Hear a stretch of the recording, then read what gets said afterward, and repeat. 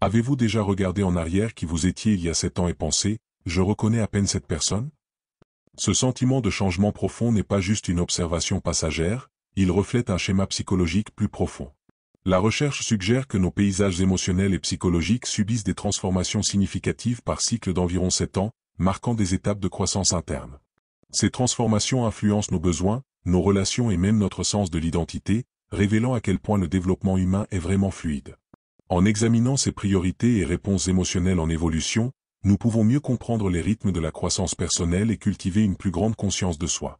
Cette exploration nous invite à réfléchir à nos propres parcours, en reconnaissant jusqu'où nous sommes arrivés, et en anticipant qui nous pourrions devenir dans le prochain cycle.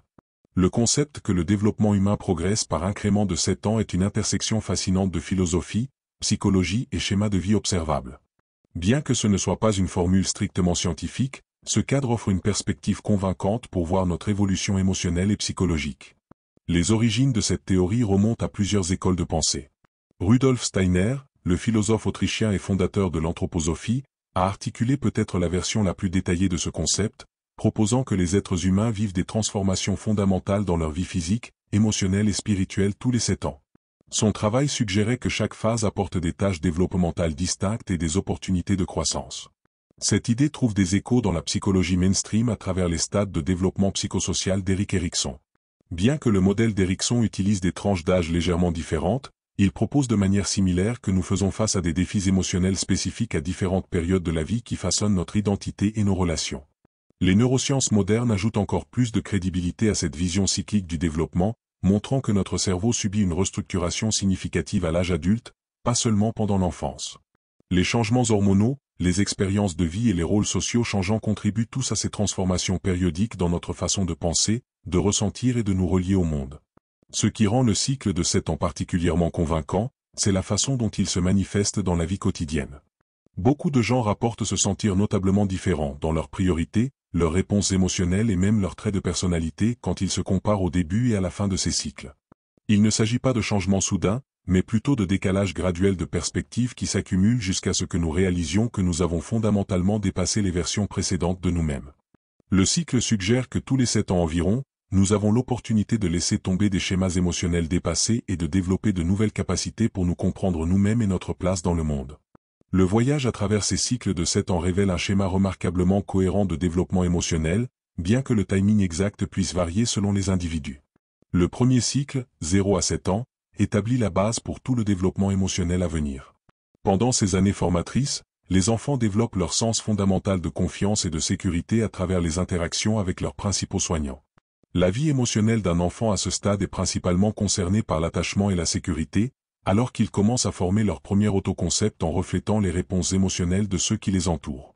C'est à ce moment-là que nous développons nos croyances fondamentales sur si le monde est sûr et si nous sommes dignes d'amour, des modèles qui influenceront toutes les relations futures.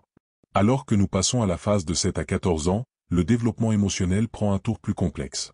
C'est à ce moment-là que les enfants commencent à internaliser les normes sociales et les cadres moraux, développant des capacités pour la culpabilité et la honte parallèlement à leur conscience de soi grandissante.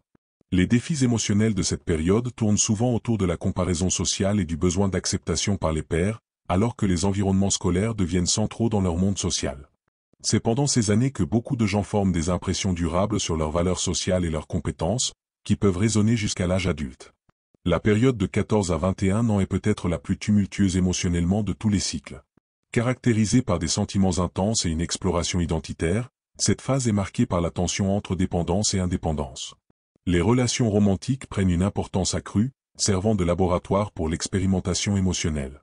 Le système limbique du cerveau est très actif pendant ces années, expliquant l'intensité émotionnelle caractéristique et les comportements de prise de risque. Beaucoup de souvenirs centraux et d'expériences formatrices se produisent dans cette phase, établissant des schémas émotionnels qui peuvent persister ou nécessiter une réévaluation dans les cycles ultérieurs. La décennie des 20 ans, 21 à 28 ans, représente une transition cruciale vers la vie émotionnelle adulte. C'est à ce moment-là que beaucoup de gens commencent à aligner leurs émotions sur des objectifs et des responsabilités à long terme. Les défis émotionnels de cette période impliquent souvent de naviguer les pressions de carrière précoce, les relations amoureuses sérieuses et les premiers pressentiments de questionnement existentiel. Il y a un changement notable de l'émotivité exploratoire de l'adolescence vers une approche plus pragmatique des sentiments, bien que cette transition soit rarement fluide. De 28 à 35 ans, nous voyons souvent un mouvement vers l'intégration émotionnelle. C'est à ce moment-là que beaucoup de gens commencent à prioriser l'authenticité plutôt que la validation externe, développant des autoconcepts plus stables. La turbulence émotionnelle des années précédentes cède la place à une meilleure autorégulation, bien que cette période puisse aussi apporter ses propres défis alors que les gens confrontent l'écart entre leurs aspirations de jeunesse et les réalités adultes. Les relations deviennent plus intentionnelles, et l'énergie émotionnelle est dirigée vers la construction de fondations durables dans la carrière, la famille et la communauté. La période de 35 à 42 ans sert souvent de carrefour émotionnel. Beaucoup vivent ce qu'on appelle souvent la transition de la quarantaine, bien que cela puisse arriver plus tôt ou plus tard que le milieu littéral de la vie. Cette phase est caractérisée par un questionnement profond des valeurs, des relations et de la direction de vie. Les priorités émotionnelles passent de l'accomplissement et l'accumulation au sens et la contribution. Pour certains, cela apporte un sentiment de libération. Pour d'autres, cela peut déclencher une anxiété significative alors qu'ils réévaluent leurs choix. Dans la tranche de 42 à 49 ans, la maîtrise émotionnelle devient de plus en plus évidente. Il y a typiquement une plus grande capacité à répondre de manière réfléchie plutôt qu'à réagir impulsivement aux déclencheurs émotionnels. Cette période voit souvent un affinement de l'intelligence émotionnelle, avec une capacité améliorée pour l'empathie, la fixation de limites et l'autoréflexion. Beaucoup de gens dans cette phase rapportent se sentir plus à l'aise dans leur propre peau, avec moins de besoin de se prouver aux autres. Les années au-delà de 49 ans apportent souvent ce qu'on pourrait appeler la sagesse émotionnelle. Les priorités ont tendance à passer du faire à l'être, de l'acquisition à l'appréciation. Il y a fréquemment un focus plus grand sur l'héritage, le mentorat et la qualité plutôt que la quantité des relations. L'énergie émotionnelle est conservée pour ce qui compte vraiment, et beaucoup rapportent une capacité accrue à maintenir l'équilibre au milieu des hauts et des bas inévitables de la vie. Cela ne signifie pas l'absence de défis, mais plutôt le développement d'outils plus sophistiqués pour les naviguer. Reconnaître ces cycles émotionnels sert plusieurs fonctions cruciales dans notre parcours de développement personnel. Premièrement, cela fournit un cadre rassurant pour comprendre notre propre évolution émotionnelle. Quand nous reconnaissons que certains sentiments ou défis sont typiques pour notre phase actuelle, nous pouvons les aborder avec plus d'autocompassion plutôt que d'autojugement. Par exemple, un jeune de 25 ans inquiet de sa direction de carrière peut se réconforter en sachant que c'est développementalement approprié, tout comme une personne de 45 ans remettant en question ses choix de vie peut comprendre cela comme faisant partie d'une phase naturelle de réévaluation. Cette connaissance aide aussi à éviter l'écueil commun d'étiqueter les défis développementaux normaux comme des échecs personnels. Beaucoup de gens se critiquent pour ne pas avoir tout compris, à un certain âge, ne réalisant pas que la croissance émotionnelle est un processus continu et cyclique plutôt qu'un chemin linéaire vers une destination fixe. Comprendre ces cycles normalise les flux et reflux de la vie émotionnelle, réduisant le stress et l'autocritique inutile. De plus, ce cadre offre une perspective précieuse sur les relations. Reconnaître que les partenaires, amis ou membres de la famille peuvent être dans des phases émotionnelles différentes peut favoriser plus de patience et de compréhension.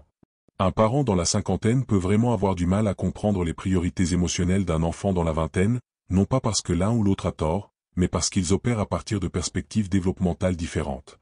Peut-être plus important encore, cette compréhension nous aide à fixer des objectifs émotionnels appropriés. Chaque phase vient avec ses propres opportunités de croissance optimale. Essayer de forcer la maturité émotionnelle au-delà de sa phase actuelle peut être aussi contre-productif que de rester coincé dans des schémas dépassés. En identifiant notre position actuelle dans ces cycles, nous pouvons nous concentrer sur les tâches développementales qui nous serviront le mieux à ce stade particulier de la vie. Bien que le cadre de 7 en fournisse une carte utile, il est crucial de comprendre que le développement humain ne suit pas un emploi du temps exact. Ces cycles représentent des schémas communs, pas des lois rigides. De nombreux facteurs peuvent influencer comment et quand nous vivons ces changements émotionnels. Les événements de vie significatifs servent souvent de catalyseur pour la croissance émotionnelle en dehors du rythme typique. Un traumatisme, par exemple, pourrait accélérer certains développements tout en retardant d'autres. La perte d'un être cher pourrait forcer la maturation émotionnelle dans certains domaines, tout en créant une régression temporaire dans d'autres. Inversement, les transitions de vie positives comme devenir parent ou atteindre un objectif longtemps recherché peuvent provoquer des transformations émotionnelles inattendues. Le travail de développement personnel conscient peut aussi influencer ces cycles. Les gens engagés dans la thérapie, les pratiques de pleine conscience ou la réflexion profonde sur soi peuvent traiter les défis émotionnels plus rapidement ou plus complètement que ceux qui ne le sont pas. Les pratiques spirituelles, l'expression créative et les poursuites éducatives peuvent tous servir d'accélérateur pour la croissance émotionnelle. Les facteurs culturels et environnementaux jouent aussi des rôles significatifs. Les gens dans des environnements très stressants ou des circonstances oppressives peuvent avoir un développement émotionnel retardé dans certains domaines, tandis que ceux dans des environnements stimulants et nourrissants pourraient se développer plus rapidement.